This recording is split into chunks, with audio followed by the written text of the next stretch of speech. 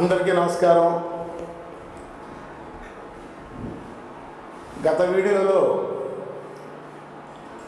రావాల్సినటువంటి బకాయిలు వాటిని సాధించుకోవడానికి ఏం చేయాలి, ఉన్న పరిస్థితులు పరిమితులు గురించి మాట్లాడుకున్నాం. ఇప్పుడు దానికి సంబంధించినటువంటి కార్యాచరణకు సంబంధించిన వ్యూహరచన చేసుకోవాల్సిన అవసరం ఉంది. అది జూన్ నుంచి కార్యక్షేత్రంలోకి వస్తామని స్పష్టంగా నేను మనవి చేశాను. అయితే కార్యక్షేత్రంలోకి కార్యాచరణ రూపొందించుకునే ముందు గతాన్ని పట్టుకుని వేలాడలేం, కానీ గతం నేర్పిన అనుభవాల్ని వర్తమానంలో మనం విస్మరించలేం. అందువల్ల కొంత మనం గతాన్ని వాస్తవాల్ని తెలుసుకోవాల్సి ఉంది. ఎందుకు?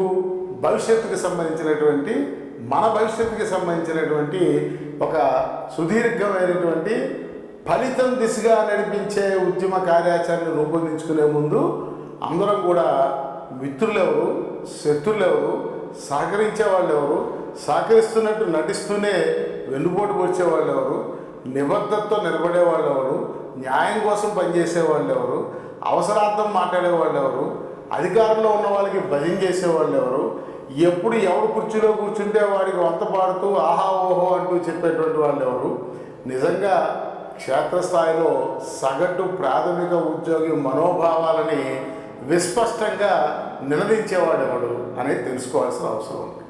అది తెలుసుకోవాలంటే కొంత ఈ రాష్ట్రంలో ఉద్యోగ సంఘాల చరిత్రను కూడా తెలుసుకోవాల్సిన అవసరం ఉంటుంది.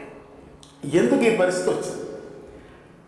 పరిస్థితి వచ్చింది అంటే, ఉదాహరణకి మనం చూసుకున్నట్టయితే ఉమ్మడి మద్రాసు రాష్ట్రం నుంచి ఆంధ్ర రాష్ట్రం ఏర్పడినటువంటి దరిమిల ఆంధ్ర ప్రాంత ఉద్యోగులకి ప్రాతినిధ్యం వహించడం కోసం ఆనాడు ఏర్పడినటువంటి సంఘం Andhra Pradesh non gazetted government officers association, APNGGOs association అనేటువంటి సంస్థ నాన్ గెస్టెడ్ కేటగిరీ ఉద్యోగులందరూ, అన్ని శాఖలకు సంబంధించిన నాన్ గెస్టెడ్ కేటగిరీ ఉద్యోగులందరికీ ఏకైక మోనోపోలీ రిప్రజెంటింగ్ వాయిస్గా ఏర్పడి 1950లో ఏలూరు కేంద్రంగా సొసైటీస్ రిజిస్ట్రేషన్ చట్టం కింద సొసైటీ నెంబర్ 2 ఆఫ్ 1952గా రిజిస్ట్రేషన్ పొంది తనకి తాను ఒక చట్టబద్ధతని సాధించుకున్నది. It has acquired a legal entity status. అదొక చట్టబద్ధమైన సంస్థగా అవతరించింది. 2/1950 నెంబర్తో ఆంధ్రప్రదేశ్ సొసైటీస్ చట్టం కింద రిజిస్టర్ అయ్యి ఏలూరు కేంద్రంగా. ఆనాటికి ఆంధ్రప్రదేశ్ రాష్ట్రంలో ఏదైతే 1948లో స్వతంత్రానంతరం ఇచ్చినటువంటి ఆ ఉమ్మడి మద్రాసు ప్రొవిన్స్, మద్రాస్ ప్రొవిన్స్లో జియో నెంబర్ 1160 11th మే 1948 ఉన్నటువంటి గుర్తింపు, ఉద్యోగ సంఘానికి గుర్తింపు ఇవ్వడానికి ప్రభుత్వానికి అధికారం దఖలుపరచబడినటువంటి ఆ గవర్నర్ గారి, నాటి బ్రిటిష్ గవర్నర్ జనరల్ గారి ఉత్తర్వు ఆధారంగా Andhra Pradesh non gazetted government officers అసోసియేషన్కి జిఓఎంఎస్ నెంబర్ 2493 ద్వారా ప్రభుత్వం, ఆంధ్రప్రదేశ్ ప్రభుత్వం, నాటి ఆంధ్రప్రదేశ్ ప్రభుత్వము 25 నవంబర్ 1954, వాస్తవంగా 54 నాటికి ఇది ఆంధ్ర రాష్ట్రం అనుకుంటాను. ఆంధ్ర రాష్ట్రం నాటి ఆంధ్ర ప్రభుత్వం 1954లో జిఓఎంఎస్ నెంబర్ 2493 ద్వారా ఆ సంఘానికి గుర్తింపునిచ్చింది. దీని ద్వారా ఆంధ్ర రాష్ట్రంలో పనిచేస్తున్నటువంటి నాన్ గెస్టెడ్ ప్రభుత్వ ఉద్యోగులందరి ఏకైక గొంతుకగా రిప్రజెంటింగ్ బాడీ, లీగల్ రిప్రజెంటేటివ్ బాడీగా ఆంధ్రప్రదేశ్ ఎన్జీజీఓస్ అసోసియేషను ఆవిర్భవించింది. అయితే గుర్తింపు పొందినటువంటి ఒక 4 సంవత్సరాలకే ఆ సంఘం తొలినాళ్ళలో ఆ సంఘం చాలా సమర్థవంతంగా ప్రతి ఉద్యోగి యొక్క హక్కుల్ని అసలు ఉద్యోగి అంతకుముందు బ్రిటిష్ పరిపాలన వారసత్వంగా ఉద్యోగుల్ని అవమానకరంగా వ్యవహరించేటువంటి పాలనా వ్యవస్థ ఉన్నటువంటి పరిస్థితుల నుంచి స్వతంత్ర భారతదేశంలో తొలినాళ్లలో మద్రాసు రాష్ట్రం నుంచి వెళ్ళినటువంటి తొలినాళ్లలో ఆంధ్ర ప్రాంత ఉద్యోగులు చాలా ఆత్మగౌరవంతో మరి ఎందుకంటే ఆంధ్ర రాష్ట్రం ఏర్పడిందే ఆత్మగౌరవ నినాదంతో. ఆత్మగౌరవ నినాదంతో ఏర్పడిన ఆంధ్ర రాష్ట్ర ఉద్యోగులు సగర్వంగా తలెత్తుకుని ఉండేలాగా, గౌరవప్రదంగా సమాజంలో ఉండేలాగా ఉద్యోగుల తరఫున ప్రాతినిధ్యం వహించింది. అందువల్ల ఆనాటి ఆంధ్రప్రదేశ్ ఎన్జీజీఓస్ అసోసియేషను నాటి నాయకులందరికీ కూడా హృదయపూర్వకంగా ధన్యవాదాలు, నమస్కారాలు, నివాళులు, ఘనమైన నివాళులు అర్పిస్తూ ఉన్నాను. ఇకపోతే ఆ క్రమంలో ఆ సంఘం ఉద్యోగుల యొక్క హక్కుల పరిరక్షణ కోసం, ఉద్యోగుల ఆత్మగౌరవం కోసం చేసినటువంటి పోరాటాల్లో తొలినాళ్లలోనే గుర్తింపు పొందిన 4 ఏళ్లకే నాటి ప్రభుత్వానికి కోపం వచ్చింది. కోపం వచ్చి పత్రికలో ప్రకటన ఇచ్చారని, పత్రికల్లో మాట్లాడారని అది నిషేధం అని చెప్పి త్రూ ప్రెస్ ఆర్ పబ్లిక్ వారి రిప్రజెంట్ చేయకూడదు అనేటువంటి దాన్ని సాకుగా చూపుతూ నాటి ప్రభుత్వం 1959లో గుర్తింపించిన 4 ఏళ్లకే ఆ సంఘం గుర్తింపుని రద్దు చేసింది.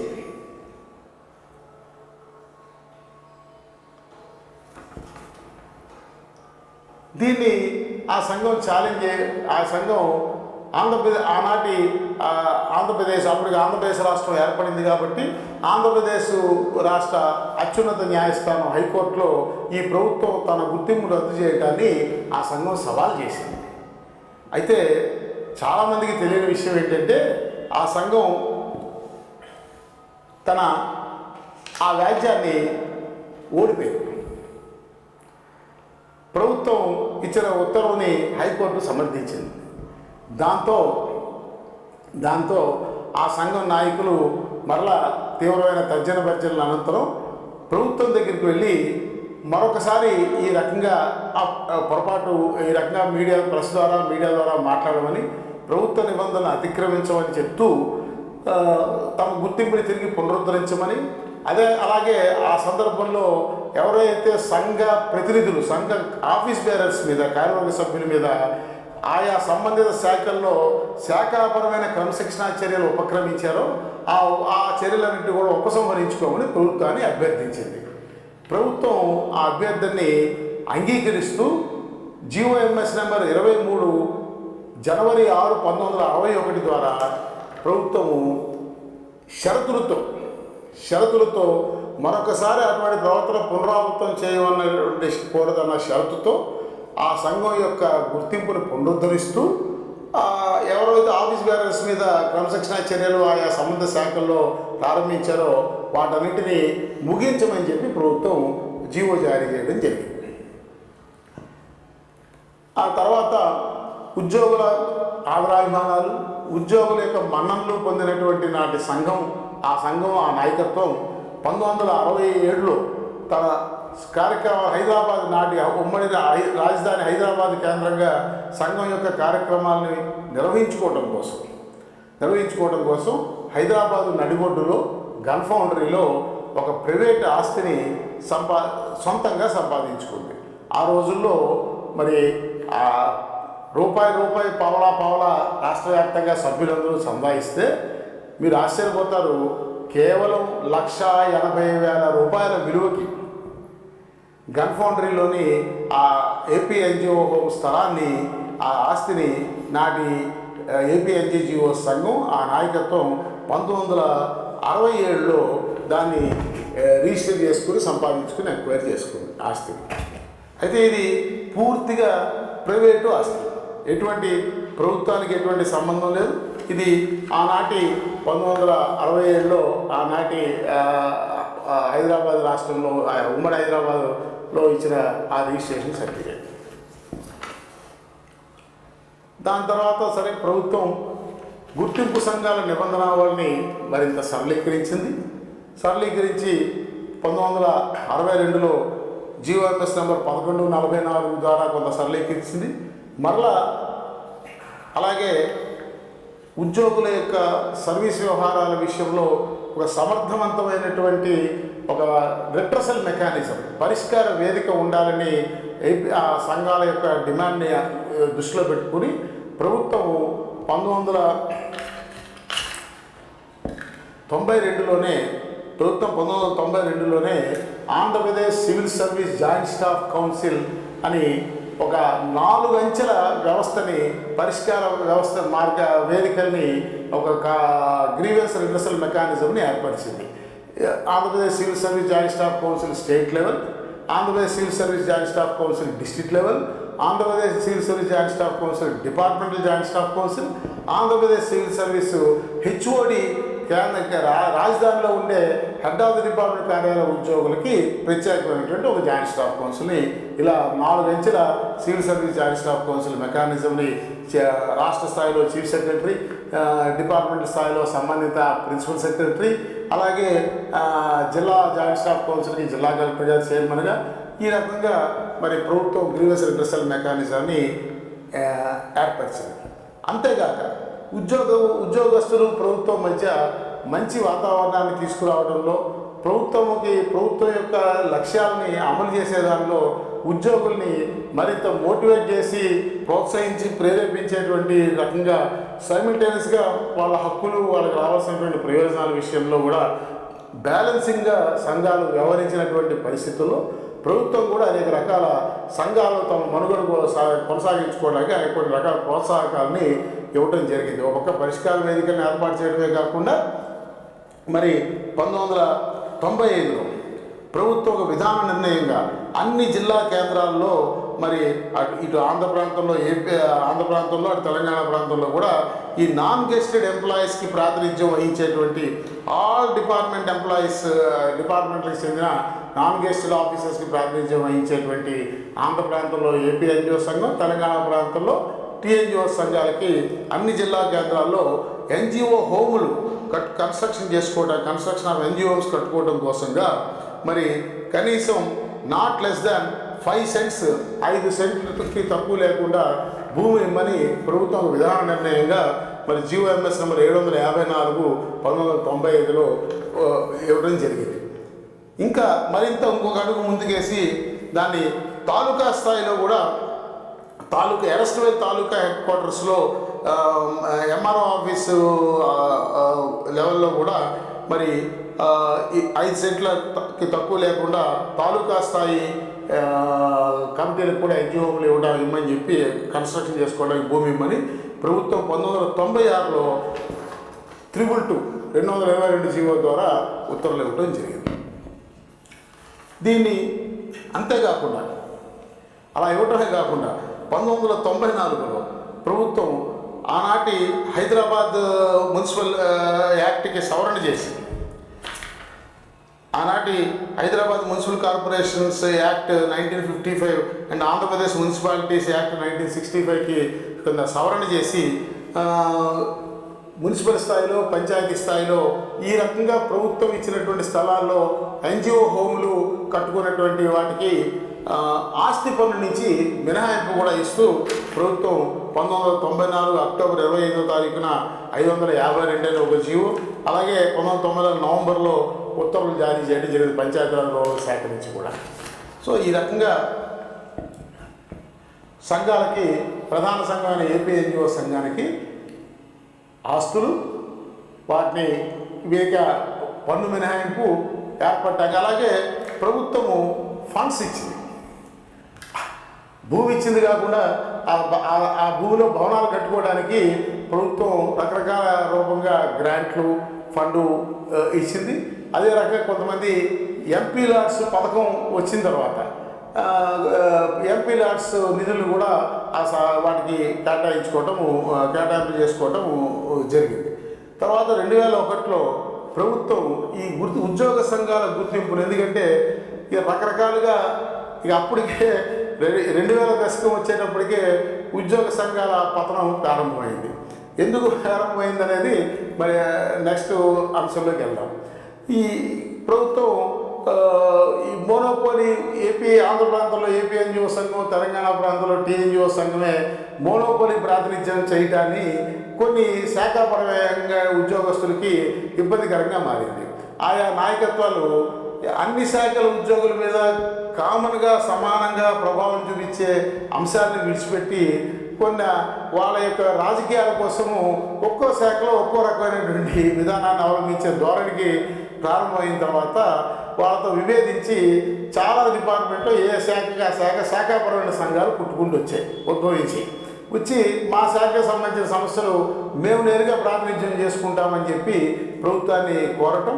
ఆ క్రమంలో ప్రభుత్వం 2001 జూన్లో 264 అనేటువంటి జీవో ద్వారా ఈ గుర్తింపు సంఘాల recognition of service association rules ఏదైతే ఉందో ఉద్యోగ సంఘాలను గుర్తించేటువంటి నిబంధనలు ఏవైతే ఉన్నాయో వాటిని పాత నిబంధనలన్నింటినీ రద్దు చేసి సూపర్సీడ్ చేస్తూ ప్రభుత్వం కొత్త రూల్స్ని ఆంధ్రప్రదేశ్ సివిల్ సర్వీస్ రోజా రూల్స్ అని recognisation of service association rules 2001ని జూన్ 2001లో ఇవ్వడం జరిగింది. సో ఎప్పుడైతే దీంట్లో ఒక సంఘం గుర్తింపు పొందాలంటే the eligibility criteria 25% of cadre the minimum eligibility criteria ఏం నిర్దేశించారంటే ఈ నిబంధనలో ఎవరికైతే మీరు ప్రాతినిధ్యం వహిస్తున్నారో ఆ సంఘం ఆ ప్రాతినిధ్యం వహించే మొత్తం క్యాడర్ స్ట్రెంత్లో 25% సభ్యత్వం కలిగి ఉన్నా లేదా 50 మంది సభ్యులు ఉన్నా రెండిట్లో ఏది ఎక్కువ ఉంటే వాళ్ళకి గుర్తింపు ఇవ్వడానికి అర్హతగా నిర్దేశించింది. ఇది ఇక్కడ మొదలైంది సమస్య. ఎప్పుడైతే ఈ రకంగా లిబరలైజ్ కాబడిందో ఇక ఇప్పటిగా ఎవరికి వాళ్ళు 50 మంది ఉన్నా 25% ఉన్న క్యాడర్ వారీగా డిపార్ట్మెంట్ల వారీగా సంఘాలు ఏర్పడి సరే సంఘాలు ఏర్పడడాన్ని మనం తప్పుపట్టలేం. సంఘంగా ఏర్పడడం సమూహంగా ఏర్పడడం అనేది రాజ్యాంగం ఇచ్చినట్టు పౌరులకు ఇచ్చినటువంటి గ్యారంటీడ్ ఫండమెంటల్ రైట్లో అదొకటి ఫార్మేషన్ అసోసియేషన్. సరే ఈ లిబరలైజేషన్ ఆఫ్ నిబంధనల మేరకు ఈరోజు ఈ రాష్ట్రంలో దాదాపు 118 పైగా గుర్తింపు పొందిన ఉద్యోగ సంఘాలు ఉన్నాయి. మోర్ దాన్ 118 గుర్తింపు పొందిన ఉద్యోగ సంఘాలు ఉన్నాయి. ఇందులో కొన్ని పని చేస్తున్నాయి, కొన్ని పని చేయట్లేదు, అది వేరే సంగతి. ఏది ఏమైనా రికార్డు మీద 118 పైగా ఉద్యోగ సంఘాలు ఉన్నాయి. సో ఈ క్రమంలో ఈ శాఖాపరమైన సంఘాలు ఎప్పుడైతే పుట్టుకొచ్చినాయో ప్రభుత్వం ఏదైతే ఎన్జిఓ హోములు కట్టుకోవడానికి not less than 5 cents at district head quarters, taluka head quarters అని విధానపరమైన జీవోని ఇచ్చిందో అది కేవలం అన్ని శాఖల్లో ఉద్యోగులకి ప్రాతినిధ్యం నాన్ గెస్టెడ్ ఉద్యోగులకి ప్రాతినిధ్యం వహించే సంఘాలకి మాత్రమే అన్నది ప్రభుత్వ ఉద్దేశం ఆనాటికి ఉన్నప్పటికీ అది కొంచెం స్పష్టత లేదని చెప్పి ఈ శాఖాపరమైన సంఘాలు పుట్టుకొచ్చిన తర్వాత వీటికి రికగ్నైజేషన్ వచ్చిన తర్వాత ముఖ్యంగా రికగ్నైజేషన్ వచ్చిన తర్వాత ఈ శాఖాపరమైన సంఘాలన్నీ కూడా మాకు కూడా ఆ భూమి ఇవ్వండి, మేము కూడా భవనాలు కట్టుకుంటామని చెప్పి ప్రభుత్వానికి దరఖాస్తులు చేయడం జరిగింది. అయితే అదే సమయంలో ప్రభుత్వం 2000 సంవత్సరంలో చాలా స్పష్టంగా జీవోఎంఎస్ నెంబర్ 393 ద్వారా ప్రభుత్వం ఒక స్పష్టతనిస్తూ ఉత్తర్వులు జారీ చేసింది. ఏమని ఇలా వీళ్ళందరూ ఈ సంఘాలందరూ కూడా అడుగుతూ ఉన్నారు, కానీ వాస్తవానికి వాళ్ళ టీచర్లు కానీ టీచర్ల అసోసియేషన్ కానీ క్లాస్ 4 ఎంప్లాయీస్ అసోసియేషన్ కానీ ఇతర అసోసియేషన్స్ అన్నీ కూడా డిపార్ట్మెంటల్ అసోసియేషన్స్ అన్నీ కూడా ఈ రకంగా అడుగుతున్నారు. కానీ గవర్నమెంట్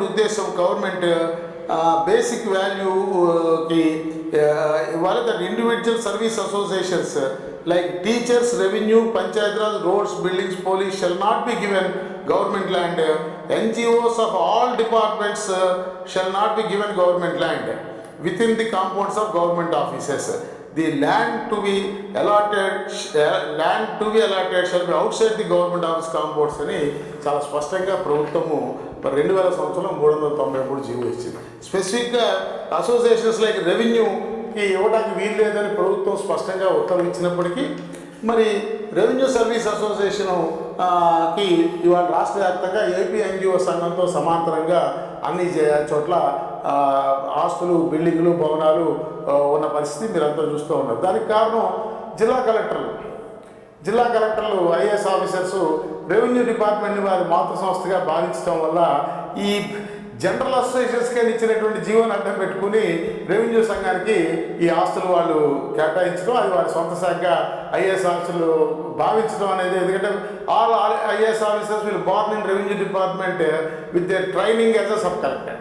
సో కాబట్టి వాళ్ళ కెరీర్ అక్కడికి ప్రారంభం అవుతుంది కాబట్టి వాళ్ళు దాన్ని వాళ్ళ మాతృశాఖగా భావించేటువంటి ధోరణి ఐఏఎస్ అధికారులు ఉండటం వల్ల ఆ రకంగా దో ది గవర్నమెంట్ క్లియర్లీ స్పష్టంగా రెవెన్యూ అసోసియేషన్ లాంటి వాడికి ఇవ్వద్దు అని నిర్దేశిస్తూ జీవో ఇచ్చినప్పటికీ కూడా ఇవాళ రాష్ట్ర వ్యాప్తంగా వాళ్ళకి కేటాయించడం జరిగింది. ఇక అది ఏ స్థాయికి వెళ్ళిందంటే ఆఖరికి ఆయన ఆ రెవెన్యూ అసోసియేషన్ ఆయన ఇక దీన్ని కొనసాగింపు ఇంకా ప్రభుత్వం ఆస్తులు కూడా స్థలం ఇచ్చింది ఎన్జిఓ సంఘానికి,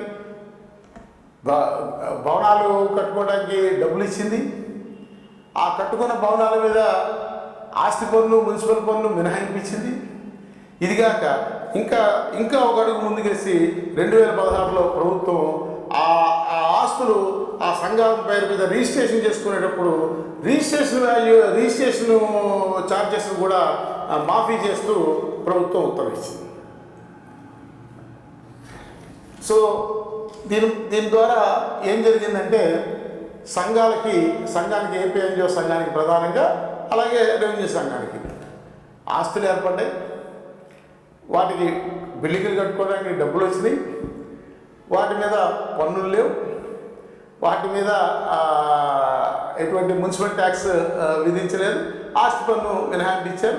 రిజిస్ట్రేషన్ ఛార్జెస్ కూడా మినహాయించారు. సో ఇక్కడి నుంచే ఈ సంఘాల వ్యవస్థ బలహీనపడుతూ ప్రభుత్వాల తరపున ఉద్యోగుల తరపున ప్రాతినిధ్యం చేయాల్సినటువంటి ఈ సంఘాల యొక్క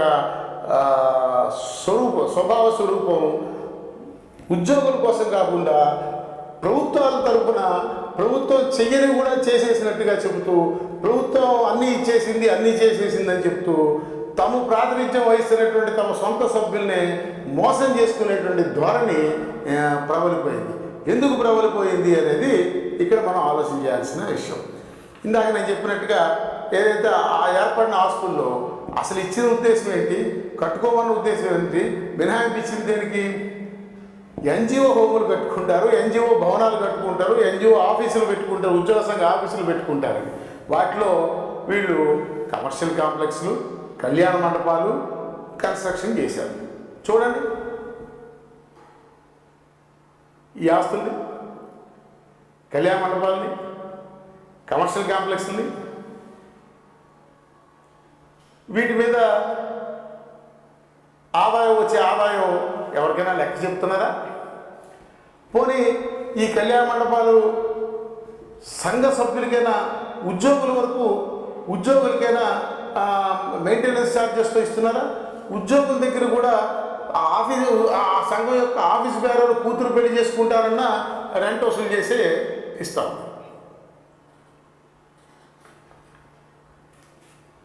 ఇక చాలా తాలూకా స్థాయిలో, నగర స్థాయిలో, కొన్ని చోట్ల జిల్లా కేంద్రాల్లో ఇవి పగలు క్లబ్బు, రాత్రి పబ్బులుగా మారిపోయింది. ఇది నేను చెప్పడం వివిధ పత్రికల్లో వచ్చినటువంటి వార్త.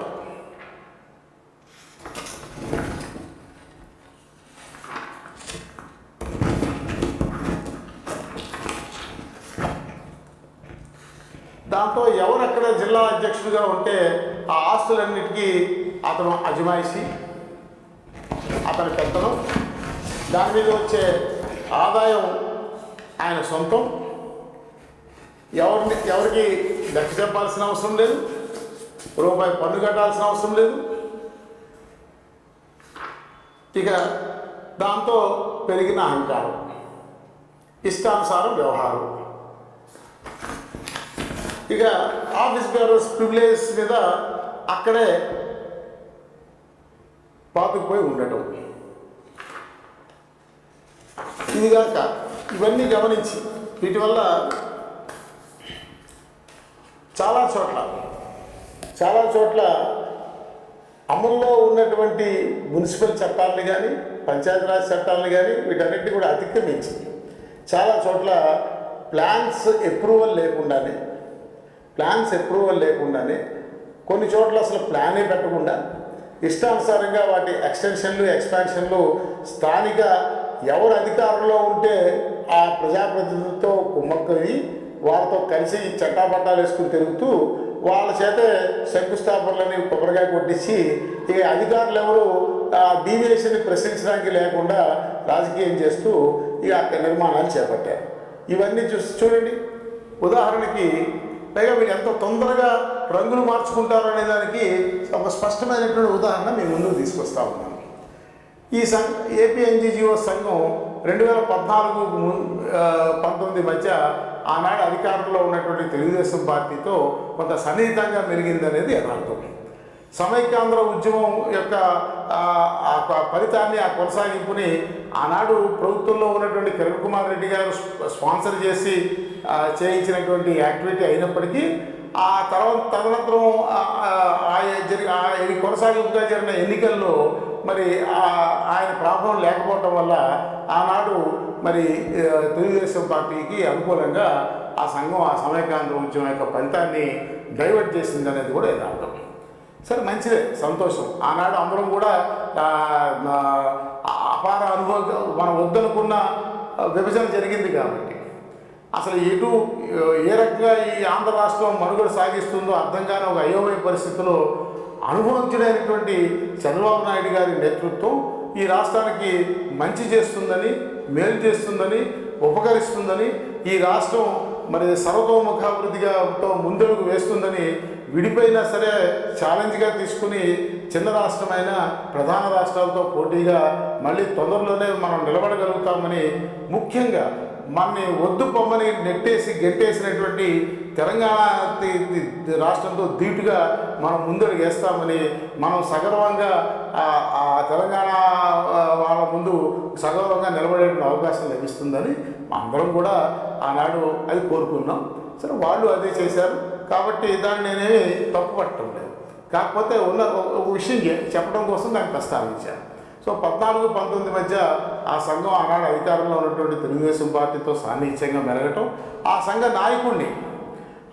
నాయకుడిని ఆనాటి ఆ 19 ముందులో ఆ ప్రభుత్వ కాలపరిమితి ముగిసి దిగిపోయే ముందు శాసన వ్యవస్థకు కూడా మరి ఆ సంఘ రాష్ట్ర అధ్యక్షుడిని శాసన మండలి సభ్యుడిగా మరి ప్రభుత్వం ఆనాడు తెలుగుదేశం పార్టీ తరఫున శాసన మండలికి కూడా పంపించిన విషయం ఈ సందర్భంగా మీకు ఒకసారి గుర్తు చేస్తూ ఉన్నాను.